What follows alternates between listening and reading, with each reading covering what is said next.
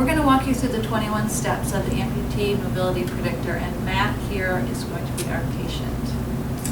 The tools that you need to perform this test is simple. You need a 12-inch ruler. You'll need some kind of a stopwatch. I'm using my phone.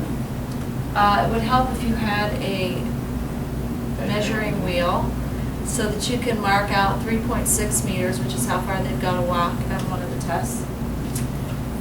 If the patient is using an assistive device, quad cane, walker, whatever, have that handy. And then you need 2 chairs set at a 90-degree angle like this with no arms. And the last thing you'll need is a 4-inch obstacle, which ours looks like this. We'll use that later. Okay, so for our first test, we're going to be checking sitting balance. It's very simple. And your patient's going to sit in this chair forward so he's not leaning his back against it. His arms are folded across his chest. And you're going to say, please sit there for 60 seconds and time them. And our superior patient is doing an excellent job. So we'll soon hear he's finished his 60 seconds. Stop. If he can sit upright independently for all 60 seconds, he gets a score of 1. If he cannot sit there for 60 seconds, then it's a score of 0. The next test is the sitting reach test.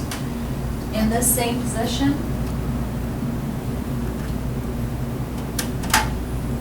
I'm going to ask you to put your either arm straight out in front, put the ruler at his fingertips, lift it up, and now, Matt, I want you to reach forward and take the ruler without raising your bottom off the chair.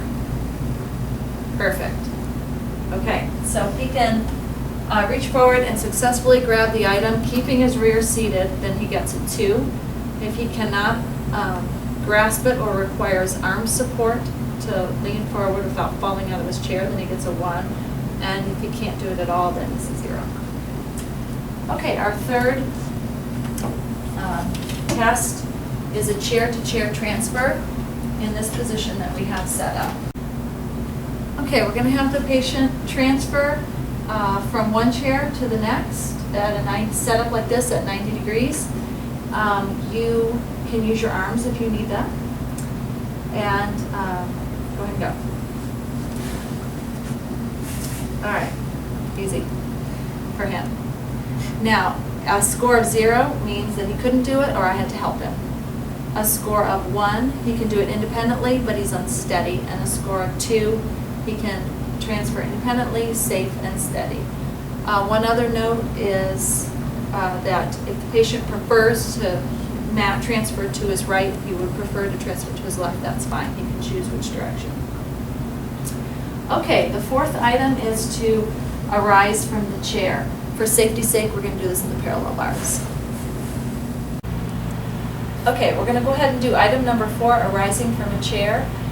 You'll notice that items 4, 5, 6, and 7 all immediately follow each other.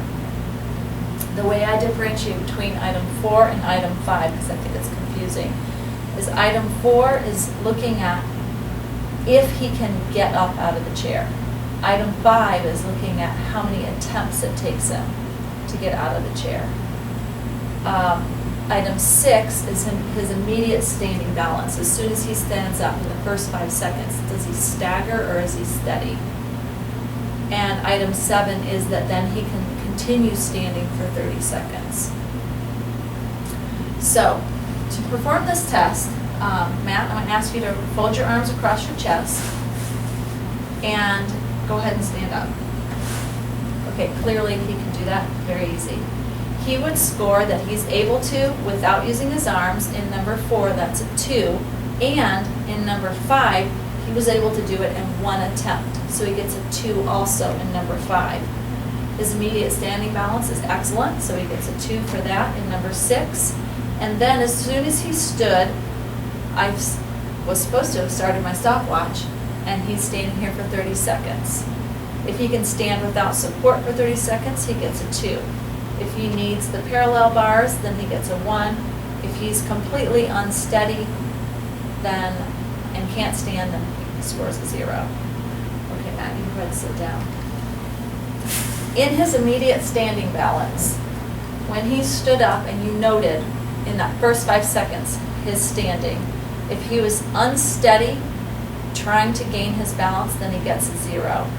If he's steady but required the parallel bar, 1 or 2 parallel bars, a walking aid or support, then he gets a 1. Like Matt did, he was steady and didn't require any assistance, a 2. Now, if he stands up and has to take what we call an adjustment step, just one step to adjust his posture, that's fine. That's not considered unsteady, although it does say staggers, moves foot, or sways. Moves foot is more like being really unsteady, having to move your feet to keep your balance, not just an adjustment step. Okay, we're going to do steps 4 and 5 again with a little different scenarios so you understand how to score it. Okay, so our patient here, Matt, is going to make his first attempt to stand up, and he's not able to. So before I score number 4, I'm going to allow him another attempt, which is taking us into number 5 and how many attempts it takes to stand up. So I'll say, Matt, let's try one more time to get up, and if you need the bars, feel free to use them. Okay, this time he's able to stand. It took more than one attempt, and he required his arms or an assistive device. So he scores a 1 for number 4, able, but uses arms or assistive device, and a 1 for number 5. He's able, but it requires more than one attempt. Okay, we're going to move on to item number 8, which is single limb stance.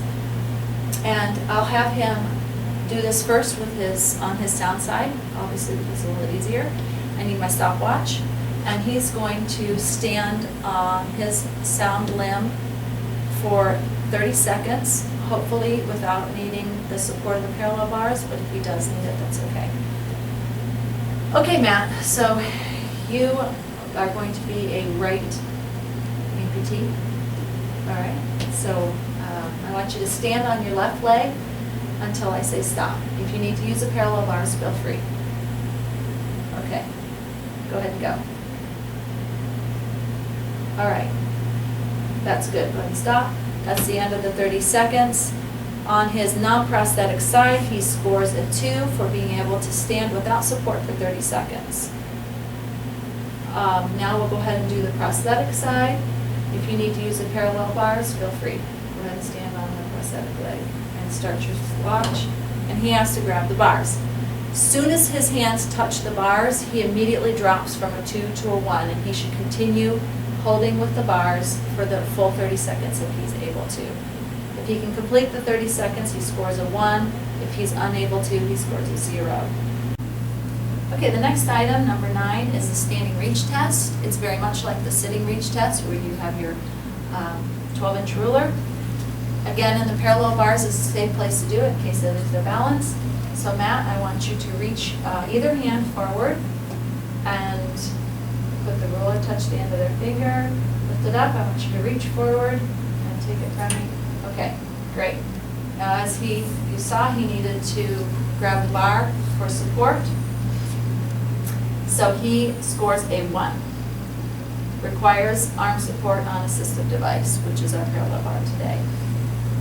If he was able to reach it without touching the bars, then he scores a 2.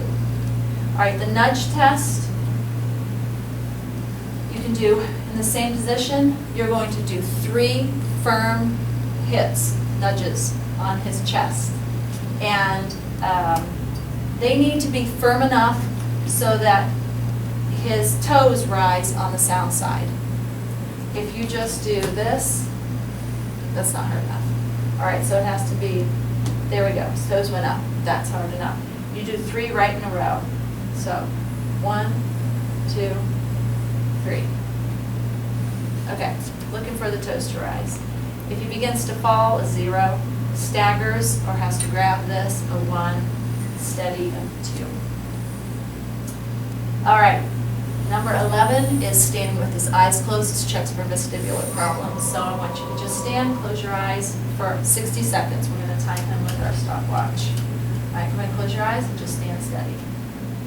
And we'll time him for 60 seconds. If he needs to grab the parallel bars to keep his balance, then he scores a 0. he's able to maintain his balance for the entire 60 seconds, then he scores a 1. Okay, item number 12 is picking up an object off the floor. We're going to use something like a pencil or pen and place it 12 inches approximately in front of his feet. And I'm going to ask you to bend down and pick the pencil off the floor, which is perfect. What he is not allowed to do is squat, and he is allowed to bend his knees slightly if necessary, picking it up if his hamstrings are tight. That's okay. Just no squatting down. A 2 is that he can perform it independently. If he needed to hang on to the bars to lean over and get it, then he scores a 1. Okay. Okay, so we just finished item number 12, picking an object up off the floor.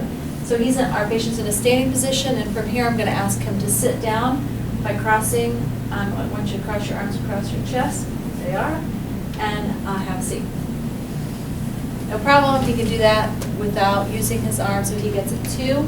If he had to grab parallel bars, or if he sat in an unsmooth fashion, like just basically fell backwards into the chair and wasn't controlled, then he'd get a 1. If he was completely unsafe, then he would get a 0. Okay, we're going to go ahead and start the actual gait part of the assessment now. The patient will use whatever assistive device that they're used to using, crutches, a walker. We're going to have Matt use a quad cane. And it's actually not adjusted for him at the moment. All right, go ahead and stand up. That's pretty good. Okay, so let's say he's a left amputee. He's using the quad cane in his right hand. I'm going to go ahead and have him walk. It's actually 3.6 meters, so we've got it taped down here on the floor. And I'm looking for him to walk down to this tape, turn, walk back. And we're going to watch several things. How he initiates his gait, if he hesitates before he starts, or if he's just smooth and walks. That's number 14. We're going to look at his step length and step height. His step length should be at least 12 inches each step. Advancing his foot 12 inches with each step, and that he doesn't stub his toe. So his step height is high enough that he's not catching his toe. Are his steps continuous, or does he hesitate and stop really tight gait? And then when he gets down to the tape, he should be able to turn in 3 steps. So he should be able to go 1, 2, 3. And if he can't do that, then he scores at a 1 if it's greater than 3 steps. Okay, so go ahead, Matt, go ahead and walk down to the tape, turn around and come back.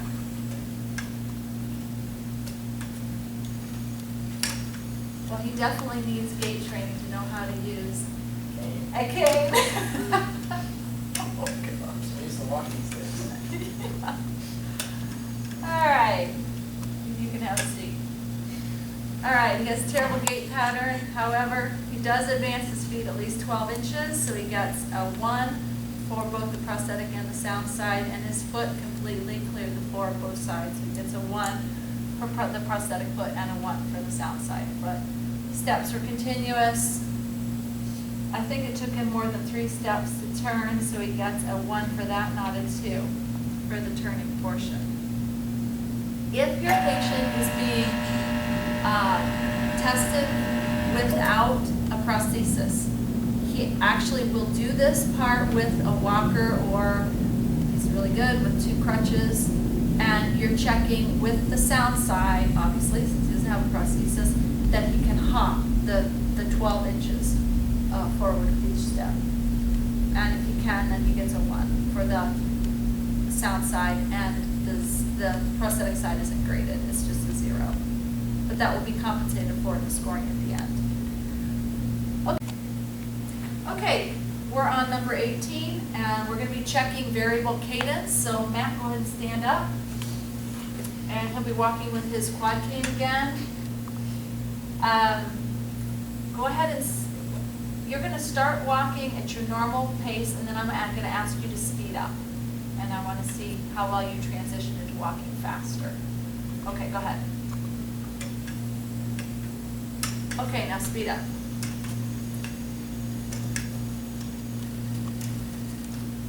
walk fast again. All right, so I'm just looking to see if he can change his normal cadence to a faster cadence over a course of 12 feet or more if you need more space. I don't think 12 feet is really the issue. It's whether they can vary their cadence or not. If they have a symmetrical increase in speed, then they get a 2. Asymmetrical increase in cadence, then a 1. All right.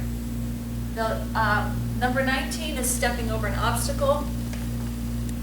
It needs to be 4 inches in height, and we use this. Be sure that this is facing the patient this direction, so that not this way, so that if they do trip on it, then it will roll and they won't fall. Clearly, if they trip on it this way, they can land on their face. So be sure it's facing the right direction. All right, Matt, you can go ahead and stand up with your cane and just walk. And oh, let me say first, whenever we do this, we have one person on that side and one person on this side, and I have a gait belt, and I walk beside them, ready to catch them if they should trip and fall. So you need to be safe when you do this. So gait belt and 2 people. Okay, go ahead and go.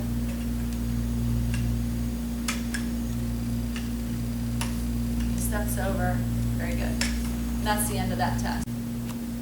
Okay, in this instant, Matt was able to step over the obstacle, but he interrupted his stride. He got to it, he stopped, he stepped over it, and then continued. To get a 2, he's got to just walk and without breaking stride, step over it and go. That would be a 2. Matt got a 1. Okay, the last test we're going to do is on stairs. We're going to ask the patient to ascend the steps, turn around, and descend, and watch the pattern that they use. Okay, go ahead, Matt. All right, he's walking in a step-over fashion, and he's not using the handrails, so he gets a 2. All right, go ahead and go up. This is a step 2 fashion, not step over. For a step 2, he gets a 1, and he's using his hands, so that also qualifies him as a 1. If he's able to go up in a step 2 fashion and not hold on, he still gets a 1. Conversely, or also, this time I want you to hang on to the rails and go step over, but he still gets a 1 because he did a step, because he needed the handrails, even though he did a step over fashion.